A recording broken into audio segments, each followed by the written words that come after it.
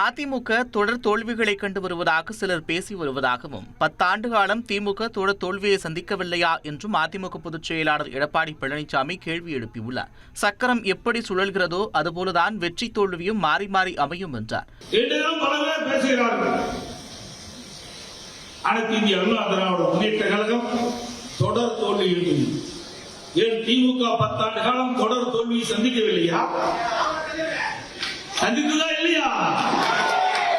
அதிமுக எப்போதெல்லாம் பிரச்சனைகளை சந்திக்கிறதோ அப்போதெல்லாம் வெற்றி பெறுவது இயல்பு என்றும் அதிமுகவை முடக்க நினைப்பவர்களின் எண்ணம் ஈடேறாது என்றும் எடப்பாடி பழனிசாமி பேசினார். நம்முடைய இயக்கத்தை அழிக்க நிற்கின்றவர்கள், முடக்க நிற்கின்றவர்கள், உடைக்க நினைக்கின்றவர்கள் ஒருபோதும் அவருடைய எண்ணம் நிறைவேறாது என்பதை பலமுறை நாம் நிரூபித்து காட்டிக் கொண்டிருக்கின்றோம். அதிமுகவுக்கு இருப்பது போல் வேறு எந்த கட்சிக்கும் தொண்டர்கள் கிடையாது என்றும் எடப்பாடி பழனிசாமி குறிப்பிட்டார்.